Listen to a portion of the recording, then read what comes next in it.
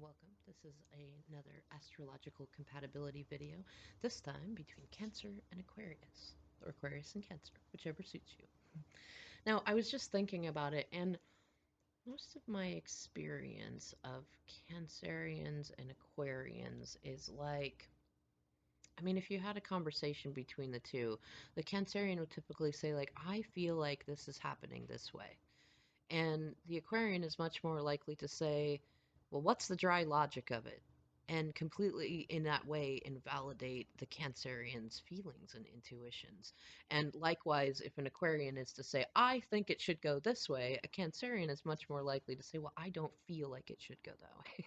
And that is a lot of it characterizes a lot of a romantic dynamic between a Cancerian and Aquarian. Now, interestingly enough, it actually is a dynamic that is likely to produce a fair amount of growth, especially emotionally in both of you. And Aquarians can learn to value emotions a lot more deeply from a Cancerian, and Cancerians can learn to be a little less emotional from an Aquarian. Unfortunately, it's kind of weird because so Aries being the youngest sign of the zodiac, the first sign is much like the infant. And then we see Taurus, which would be kind of the toddler stage, and then Gemini, which is kind of the middle child, like 6 to 8 ish, and then Cancer would be kind of like 9 to 13 ish, kind of the preteens, almost a teenager. Whereas Aquarius going on the other side, now Pisces is, it's funny because it's the oldest sign and also the one that typically acts the youngest. It's like I like to liken it to a grandmother who has reached such a certain level of age that she appreciates her ability to act like a child, but definitely is an old soul and recognizes it's kind of like this, what is it, old enough to know better, young enough to do it again anyway, sort of thing. Whereas Aquarius, I liken to kind of the grandfather who is like in his let's say 60s ish, kind of feeling like, it's air sign, so you guys typically do have a lot of ego quality and are very cerebral, and it's very much like I have more experience than you, and I know how it is, and you just got to do what you got to do. Whereas Cancerian, being more of the older child preteen, is like, but I don't feel like it, and also on the level too. We all remember being preteens and being young kids, where a lot of times our parents and even our grandparents don't appreciate, not, I want to say, not our lack of experience, but the there's a, what do they say, ignorance is bliss in many ways, and children, they're so much closer connected to spirit, and Cancerians, you in that way always kind of like have a more youthful connection to emotional energies that unfortunately an Aquarian has a harder time appreciating in the ways that you need. Like intellectually, they can completely understand it, and they probably would, an Aquarian probably very much wishes that they could be at that level of valuing emotions much more than they do, and understand it on an intellectual level, but connecting on an emotional level, unless you are an Aquarian who has, like, say, Cancer placements or things like that in the rest of your chart, it's just not as highly valued.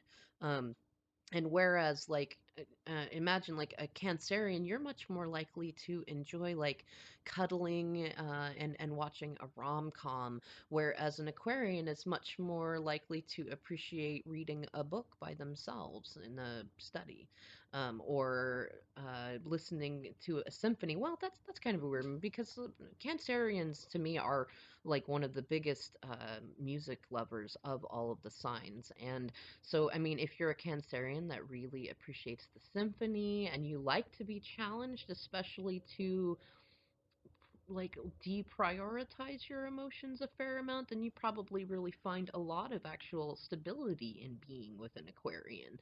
Out of all the air signs, they are the least changeable in their nature and the most mature of them.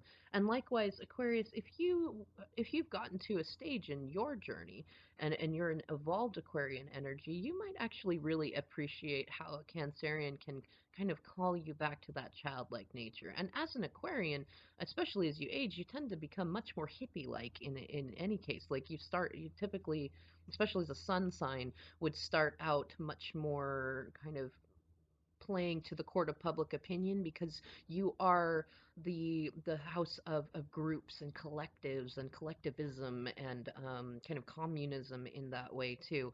And I don't know, like you might appreciate kind of the a Cancerian's ability to call you back to the, like to think about fairies and things that they don't necessarily have to make sense, but they feel good to think about. They're a little more magical, and Cancerian can bring that out for you a little bit more.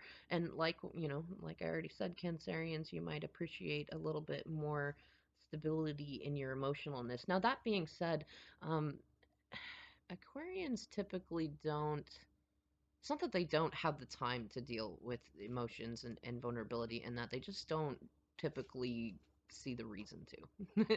Which is, I mean, fair enough, neither is bad nor good. But you can see that there are certain complications that come between someone who is like Cancer dominant placements and someone who's Aquarius dominant placements.